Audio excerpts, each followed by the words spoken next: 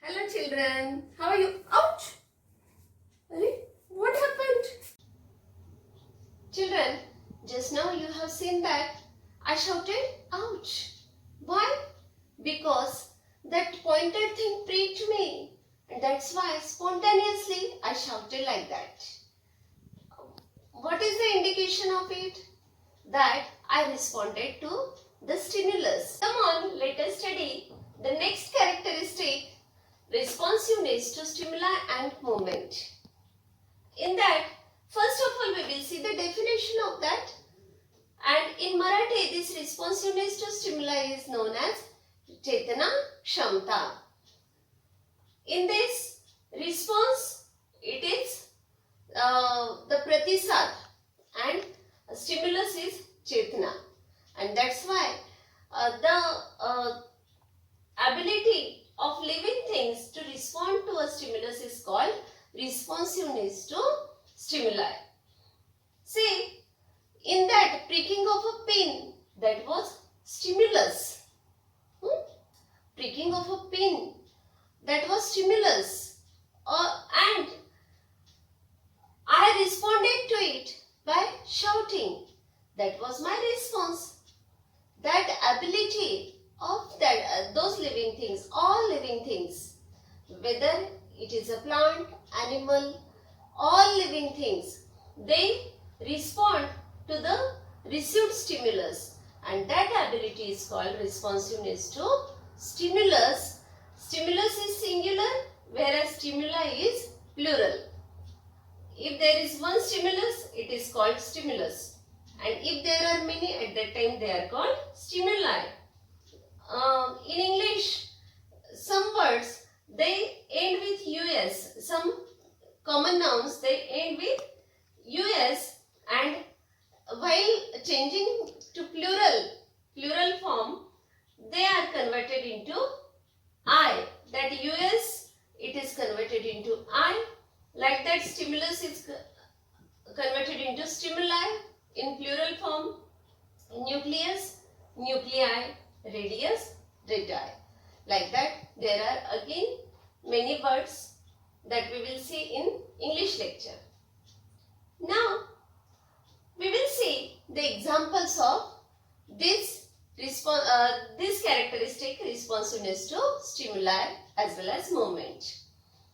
Say, watering of mouth to see lemon and tamarind. See, I am showing you lemon as well as tamarind. What will happen? At the sight of this lemon, raw mango, that means kairi, or tamarind, what will happen? Your mouth will start watering. Why? Because you are responding to this stimulus. If you go to your neighbor's house and if there is a pet, dog, what will happen? Not to the neighbor's house, but at any stranger's house. At that time, that dog, he does not recognize you, and at that time what will happen? He will welcome you, musical welcome of you will be there by barking of that dog. Why does this happen? Because that dog is living thing, and barking of dog, it is the response to that stranger. Coming of stranger, it is stimulus, whereas barking of a dog is the response. Why does this all these things occur? Because we, all living things, they try to protect themselves. They try to get food. They try to survive.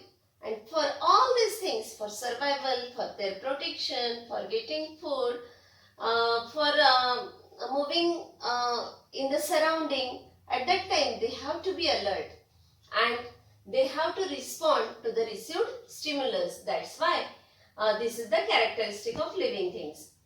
Feeling happy to see any beautiful sight. For example, on the side of these beautiful flowers, I will say, wow, these are so beautiful. And if I see so many balloons, what will be my reaction? Wow, these balloons are very beautiful, very nice.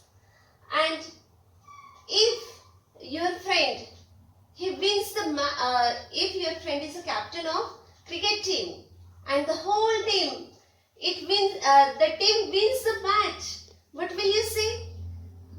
Wow, hurrah, like that. And why does this reaction occurs? Because of responsiveness to stimuli. If very bright light, it flashes into your eyes, at that time what will happen? You will close your eyes. And if after sunset, if at night, if you see the street light, at that time you will observe the movement of insects. So many insects, they gather towards that street light, and in that light they move up and down. They like dancing movement of these insects that can be seen at night towards that light. All these things, they explain this characteristic. And this ability, an event that occurs in our surroundings, it is called a stimulus. An event that occurs in our surrounding, that is stimulus, and we respond. That means the ability of living things to respond to that stimulus is called responsiveness to stimuli. The movement of a mimosa plant, it is also an example of responsiveness to stimuli. What happens when you go to that mimosa plant and if you touch that mimosa plant, what happens? The leaves close, and if you go away from that plant, that will again come to its original position. This mimosa plant in Marathi, it is called Lazaru. In Hindi, it is called Chumi. And it is very interesting phenomenon. Also, growth of a plant towards sunlight. If you keep the potted plant in window, at that time, if you will see the growth of that plant after 8 to 10 days, there will be growth towards sunlight outside of that window. Why does this happen?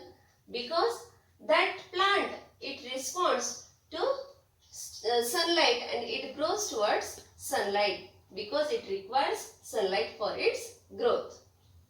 And if you see this money plant, that money plant, it grows, it leans towards the support. That it is a creeper, climber, and this climber, it grows or leans towards the support.